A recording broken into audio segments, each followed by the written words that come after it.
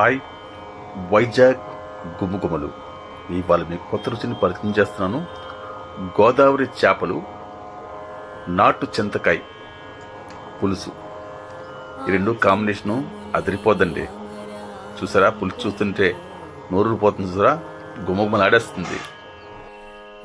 ముందుగా నేను గోదావరి చేప, జటువా చేప 1 కేజీ తీసుకున్నాను. చింతకాయలు, నాటు చింతకాయలు, చెట్టుకి కాసిన చింతకాయలు 1/4 కేజీ కొన్నాను. పచ్చి చేప చూస్తుంటే తినేలిపోస్తుంది కదండి, మంచి కలర్ఫుల్గా ఉంది. పీసులు పులుసు కోసం సపరేట్గా కోయించాను. పీసులు ఎప్పుడైనా ఫిష్ కటింగ్ ఫ్రైకి సపరేటు, పులుసు సపరేట్ కోస్తారు. పులుసుకి కొంచెం లావుగా కోయాలి, ఫ్రై పీస్కి కొంచెం సన్నంగా కోసుకోవాలి. కావాలని పులుసు కోసం కొంచెం లావుగా కోయించాను. కేజీ చేపలు తీసుకున్నాను, చక్కగా ముక్కలు కోయించాను. చింతకాయలు 1/4 కేజీ. అలాగే ముందుగా చేపలను నీట్గా శుభ్రంగా బాగా కడుక్కోవాలి. పసుపు వేసి శుభ్రంగా కడిగాను. కడిగిన తర్వాత చేపల్లో తగినంత సాల్టు, తగినంత కారపొడి, కొంచెం పసుపు పౌడరు, అలాగే ఇంట్లో తయారు చేసుకున్న కొంచెం గరం మసాలా పౌడరు వేసుకున్నాను. తగినంత వేసుకోవాలి. వేసుకొని చక్కగా నీటి కలుపుకొని ఒక 1/2 అవర్ పక్కన ఉంచేయాలి. అలాగే చింతకాయలు నీటి కడుక్కొని కొంచెం ముక్కల్లా కోసుకొని ఒక కళాయిలో పెట్టుకొని వాటర్ ఎక్కువ వేయకుండా కొంచెం తక్కువ వాటర్ వేసుకొని బాగా చింతకాయ ఉడకబెట్టాలి. అదే చింతకాయ పులుసు పుల్ల తయారవుతుంది. అది పక్కన బాగా సిమ్లో పెడితే ఉడుకుతుంది. మనం పసుపు, ఉప్పు, కారం నీట్గా కలుపుకున్నాం కదండి, ఆ కలుపునట్లని పక్కన ఉంచుకోవాలి. వీలుంటే ఇట్లా కొంచెం ఒక నిమ్మకాయ ముక్కగా రసం వేసుకుంటే కలుపుకుంటే బాగా ఉప్పు కారం పడుతుంది. అలాగే సీజన్ కదా, ఉల్లికాడలు ఒక మీడియం సైజు ఉల్లికాయలు కోసుకున్నాను. అలాగే టమాటీ పళ్ళు కూడా కొంచెం చిన్న తురుములా కట్ చేసుకోవాలి. ఉల్లికాడ సీజన్లో దొరికినప్పుడు చక్కగా మనం వాడాలి. ఎందుకంటే ఉల్లికాడ చాలా టేస్ట్గా ఉంటుందండి. ఉల్లికాడ ఏ దాంట్లో వేసుకున్నా కూడా చాలా టేస్ట్ బాగుంటుంది. ముందుగా ఒక కళాయి పెట్టుకున్నాం, తగినంత ఆయిల్ వేసుకున్నాం. ఒక పక్క పులుసు మరుగుతుంది. పులుసు చూసారా, మంచి గుమ్మగుమ్మలాడేస్తుంది పులుసు. ఒక పక్క పులుసు మరుగుతుంది. దాన్ని కొంచెం కలుపుకొని కొంచెం వాటర్ చాలదు, మరి కొంచెం వాటర్ వేసుకోవాలి. కొంచెం వాటర్ వేసుకొని బాగా పులుసు బాగా మరుగుతుంది. ఉల్లిపాయలు చిన్న ఈనుల్లా కట్ చేసాం తురుము, అవి బాగా వేయించుకోవాలి. సన్నటి సెగ మీద ఉల్లిపాయ తురుము వేపుకోవాలి. పచ్చిమిరపకాయలు ఒక 4 మిరపకాయలు చిన్న ఈనుల్లా కట్ చేసి పచ్చిమిర్చి వేసామండి. కట్ చేసిన టమాటా తురుము కూడా నీట్గా వేసుకోవాలి.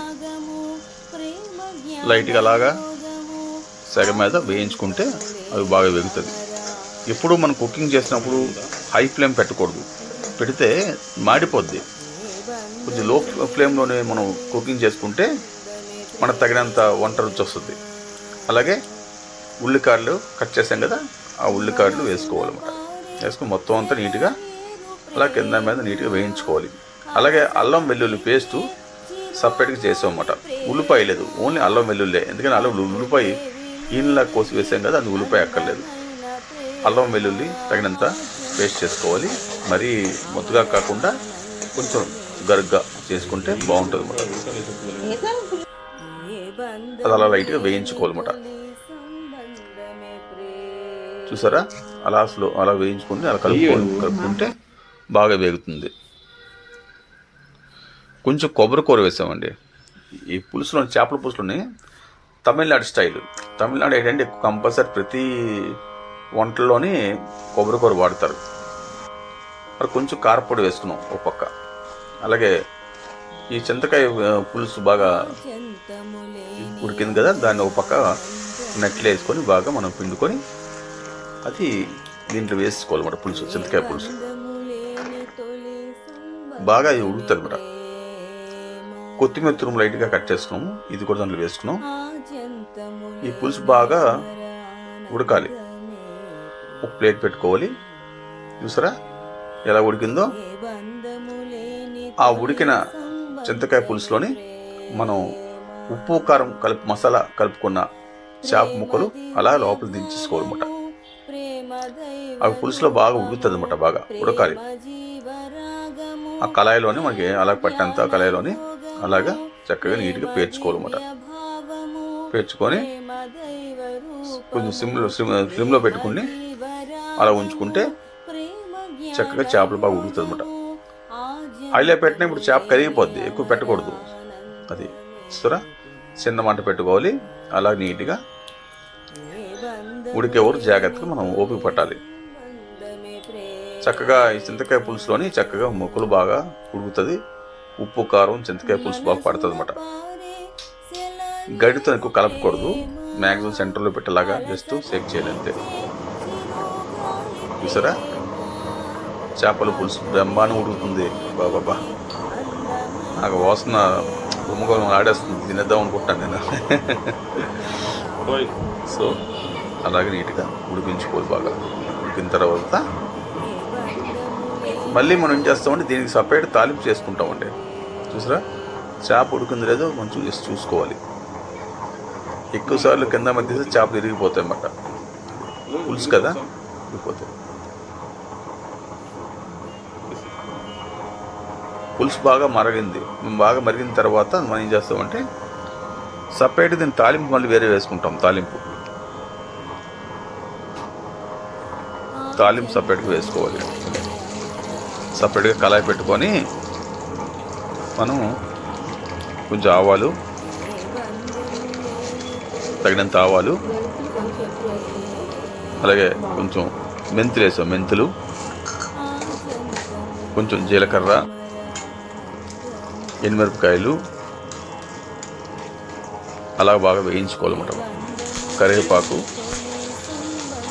కరివేపాకు ఎంత వేసుకుంటే అంత రుచి అండి.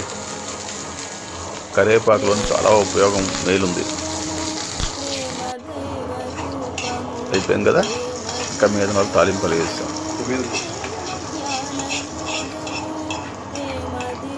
తాలింపు లేని వంట లేదండి. ఎలాంత వంట అనేది తాలింపు పెడితే రుచి ఉంటుంది మీకు. చూసారా, తాలింపు వేయగానే చేపల పులుసుకి రుచి మారిపోయింది. ఇంకా కొత్తిమీర తురుము లైట్గా కొంచెం కట్ చేసి ఉంచుకున్నాం కదా, ఆ మీద వేసుకున్నాం అన్నమాట. ఇంకేముందండి, ఒక్క 5 నిమిషాలు మూత పెట్టేస్తే చక్కగా ఉడికిపోయింది. ఇంకా వేడి వేడి అన్నంలోని చేపల పులుసు వేసుకొని ఒక పట్టు పట్టాల్సిందే. మా ఛానల్ మీకు నచ్చినట్లయితే లైక్ చేయండి, సబ్స్క్రైబ్ చేయండి, షేర్ చేయండి. వైజాగ్ గుమ్మగుమ్మలు మాకేమైనా తెలియపరచాలంటే కామెంట్ రూపాన తెలియపరచచ్చు. అబ్బా, చెయ్యి కాలిపోతుందండి బాబు, పట్టుకుంటూ కాలిపోతుంది.